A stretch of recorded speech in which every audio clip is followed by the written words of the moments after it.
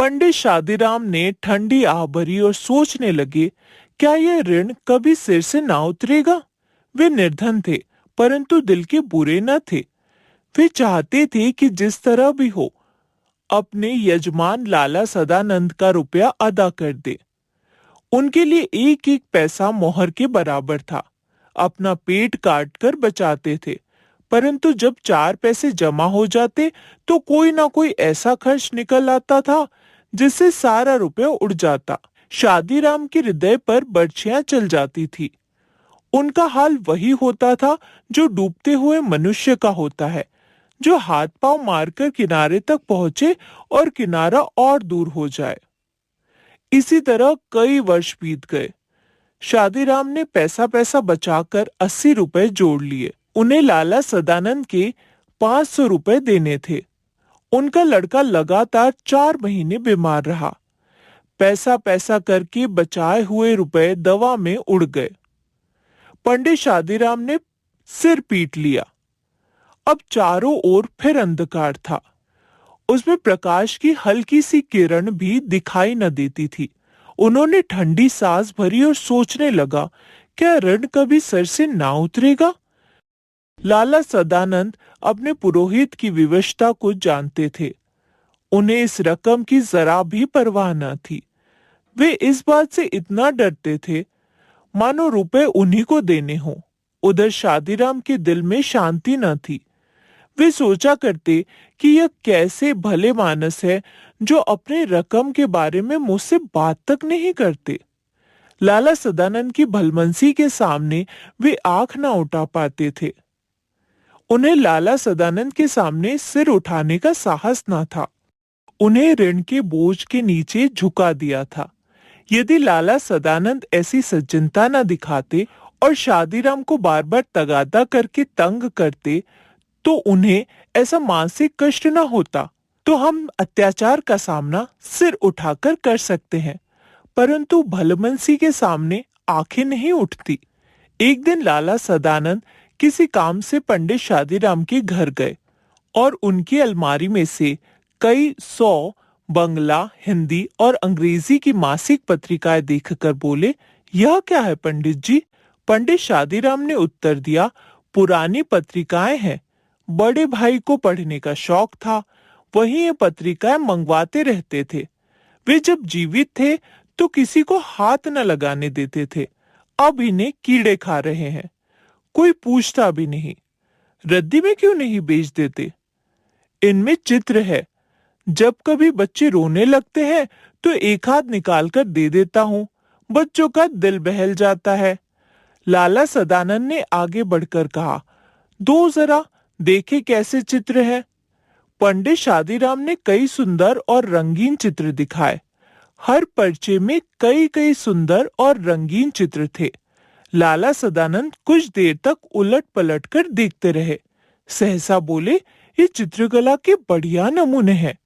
अगर किसी शौकीन को पसंद आ जाए तो 1000-2000 रुपए बड़ी आसानी से कमा सकते हैं। पंडित शादीराम ने एक ठंडी सांस भरकर कहा, ऐसे भाग्य होते तो यूं धक्के ना खाता फिरता। लाला सदानंद बोले, एक काम करो। क्या। जितनी अच्छी अच्छी तस्वीरें हैं सबको छांटकर अलग कर लो। बहुत अच्छा। जब यह कर लो तो मुझे बता देना। आप क्या करेंगे। मैं इनकी एल्बम बनाऊंगा और तुम्हारी तरफ से विज्ञापन दे दूंगा। हो सकता है यह विज्ञापन किसी शौकीन के हाथ पड़ जाए और तुम भी 2-4 पैसे कमा लो। तस्वीरें बहुत बढ़िया हैं। पंडित शादीराम को यह आशा न थी कि कोयले की खान में हीरा मिल जाएगा। घोर निराशा ने सभी द्वार चारों ओर से बंद कर दिए थे। लाला सदानंद के आग्रह पर पंडित जी दिन भर बैठकर तस्वीरें छांटते रहे। शाम तक 200 बढ़िया चित्र जमा हो गए। उस समय वे उन्हें देखकर स्वयं उछल पड़े। उनके मुख पर आनंद की आभा नाचने लगी। वे उन चित्रों की ओर इस तरह देखते थे मानो उनमें से हर एक में 10 का नोट हो। बच्चों को उधर देखने तक न देते थे। वे सफलता के विचार में झूमने लगे थे। लाला सदानंद ने चित्रों को एल्बम में लगवाया और उच्च कोटि के समाचार पत्रों में विज्ञापन दे दिया। अब पंडित शादीराम हर समय डाकिये की प्रतीक्षा करते रहते थे। वे रोज सोचते थे कि आज कोई चिट्ठी आएगी। दिन बीत जाता और कोई चिट्ठी ना आती थी। रात को आशा सड़क की धूल की तरफ बैठ जाती थी। मगर दूसरे दिन लाला सदानंद की बातों से टूटी हुई आशा फिर जुड़ जाती थी। दिन बीतते गए। आखिर एक दिन शादीराम के भाग्य जागे। कोलकाता के एक मारवाड़ी सेठ ने पत्र लिखा कि एल्बम भेज दो। अगर पसंद आ गया तो खरीद लिया जाएगा। पंडित शादीराम दौड़ते हुए लाला सदानंद के पास पहुंचे और उन्हें पत्र दिखाया। लाला सदानंद ने पत्र को अच्छी तरह देखा और जवाब दिया, रजिस्ट्री कराकर एल्बम भेज दो। शौकीन आदमी मालूम होता है, खरीद लेगा। और मूल्य लिख दो, 1000 रुपए से कम का सौदा ना होगा। कुछ दिन बाद उन्हें जवाब में एक बीमा मिला। पंडित शादीराम के हाथ पैरों से ज्यादा उनका दिल कांप रहा था। उन्होंने लिफाफे को खोला और उछल पड़े। उसमें 100 के 10 नोट थे। पहले उनके भाग्य ने करवट बदली थी। अब वह पूर्ण रूप से उठकर बैठ गया। पंडित शादीराम सोचने लगे, अगर 2000 रुपए लिख देता तो शायद उतने भी मिल जाते। इस सोच ने उनकी सारी खुशी किरकिरी कर दी। सायंकाल के समय वे लाला सदानंद के पास गए और 500 रुपए सामने रख बोले, परमात्मा का धन्यवाद है कि मुझे इस भार से छुटकारा मिला। अपने रुपए संभाल लीजिए। आपने जो दया और सज्जनता दिखाई है उसे मैं मरते दम तक न भूलूंगा। लाला सदानंद ने विस्मित होकर पूछा, पंडित जी, क्या सेठ ने एल्बम खरीद लिया? जी हाँ, खरीद लिया। और रुपए भी आ गए? जी हाँ। 1000? जी हाँ। नहीं तो मुझ गरीब ब्राह्मण के पास क्या था जो आपका ऋण चुका पाता? परमात्मा ने मेरी सुन ली। मेरे विचार है कि आप ये रुपए अपने पास ही रखें। मैं आपका यजमान हूँ। मेरा धर्म है कि आपकी सेवा करूं। अगर मैंने 4 पैसे दे दिए तो कौन सा गजब हो गया? पंडित जी की आंखों में आंसू आ गए। वे बोले, आप जैसे सज्जन संसार में बहुत थोड़े हैं। परमात्मा आपको चिरंजीवी रखे।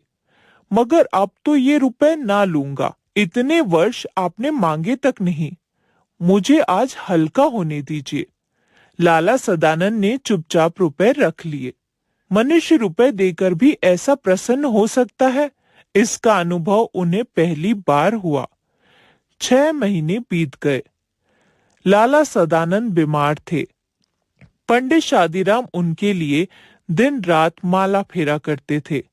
एक दिन लाला सदानंद चारपाई पर लेटे थे। पास पड़ी चौकी पर पंडित शादीराम बैठे रोगी को भगवत गीता सुना रहे थे। एकाएक लाला सदानंद बेसुध हो गए। पंडित जी ने गीता छोड़ दी और उनके सिरहाने बैठ गए।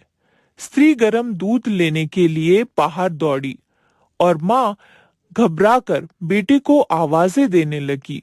उसी समय पंडित जी को रोगी के सिरहाने के नीचे कोई चुभती हुई चीज जान पड़ी। उन्होंने नीचे हाथ डालकर देखा तो उनके आश्चर्य की सीमा न रही। वह सख्त चीज वही एल्बम थी जिसे किसी सेठ ने नहीं बल्कि स्वयं लाला सदानंद ने खरीद लिया था।